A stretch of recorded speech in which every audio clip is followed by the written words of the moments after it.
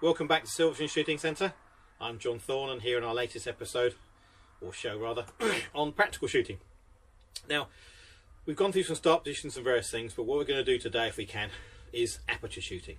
Now, this is quite common in practical shooting in terms of limiting the position and angle you can fire your rifle. Now, we're quite spoilt here. This is actually one of our aperture shooting walls. It's a practice wall where we can set up and shoot different apertures, different processes, different targets behind. So I don't imagine your local range has one of these. They're very easy to build. There's a bit of wood and old cut in it. It's not complicated. But what these are designed to do is try and replicate some different ideas in terms of shooting positions. Now, it's a useful thing to practice because a common couple of things that people do wrong is that when they get their rifle up into an aperture, they're assuming where they're looking down the sight is also where their barrel is pointing.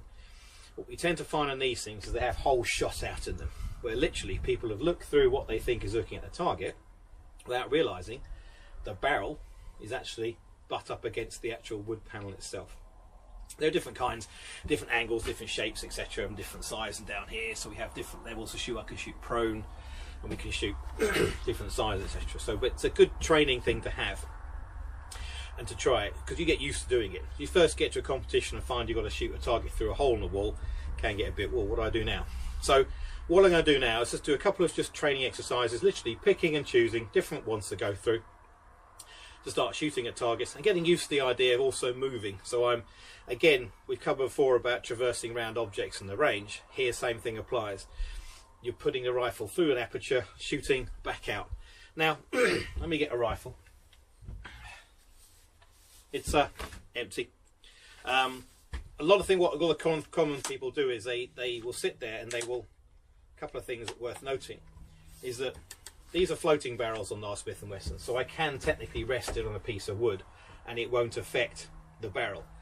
If my barrel was sticking out and I rested it on the barrel itself, you would actually push out the trajectory of the round. So you need to be careful what you're doing with things.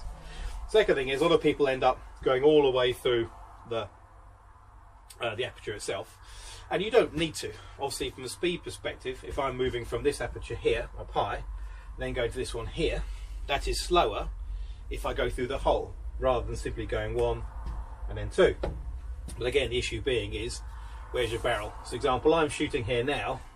I look through my scope and I'm going, yeah, perfect on that target, but the barrel, it's actually pointing at wood. These are always getting shot at from people at competitions, so it's quite common to do. So what I'm going to do now is a couple of exercises, just shooting different levels, nice and slow, going through, timing it, which one, and getting used to the process behind it. Okay, I've got my ears and my eyes on. No, I don't have eyes on. There you go. Get my eyes on. Range is empty as well. So what I'll do is I'll load up, just put a few down range. Guns on safe, and again I'll start off in my ready position, so I'm used to what I'm doing, but I put my dot on as well, kind of important.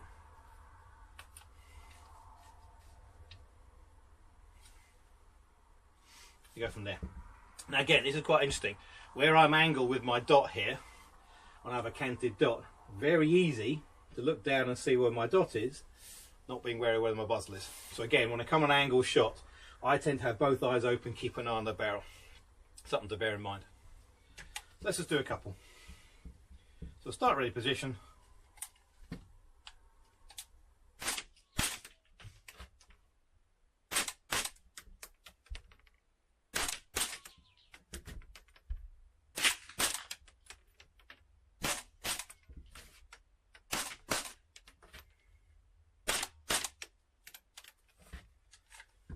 So the idea here is actually get used to the idea of going onto one knee, going an angle, slightly high one here, I'm off centre looking at it.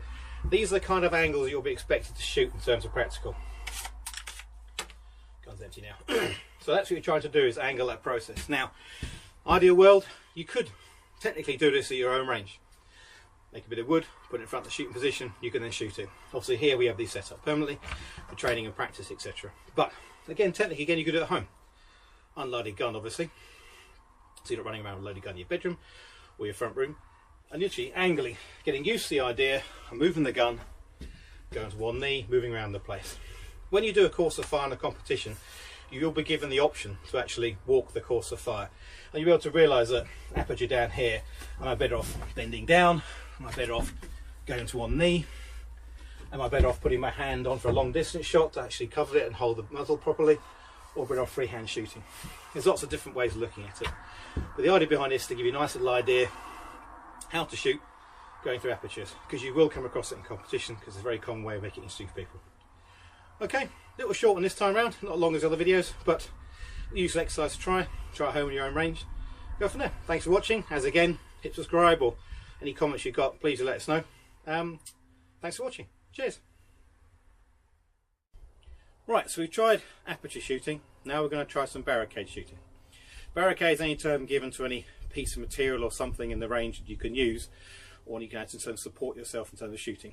Most of the time it'll be a door frame or a pole like this, etc. In civilian service rifle, CSR, they tend to use these quite a lot as a way of aiding you in terms of accuracy of a longer distance.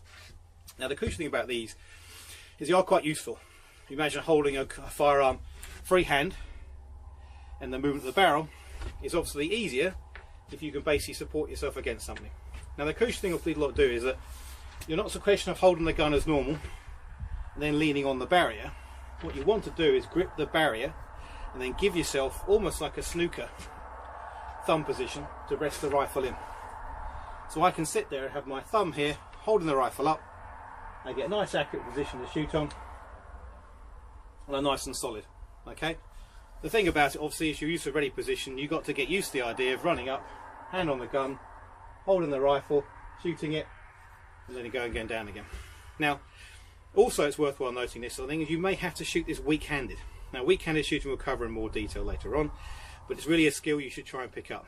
Some courses of fire do specifically dictate that you have to shoot some competitions one hand with weak-handed, or in certain targets there'll be no other way. So what I'm going to do in this one is I'm going to start off my ready position, which you remember is butt touching the belt, and I'm going to basically go forward, shoot 2 on this run, then I'm going to swap hands and shoot 2 more on this hand, then unload. Again, I'll show you through the process of unloading and changing from your gun hands wise in a second. So, eyes on, ears on, range is empty. I'm going to load the gun up, put it on safe. Then what I'm going to do is I'm going to start off my ready position, go up, and then going to also use this, put my hand on to actually support the rifle so I can fire. Okay?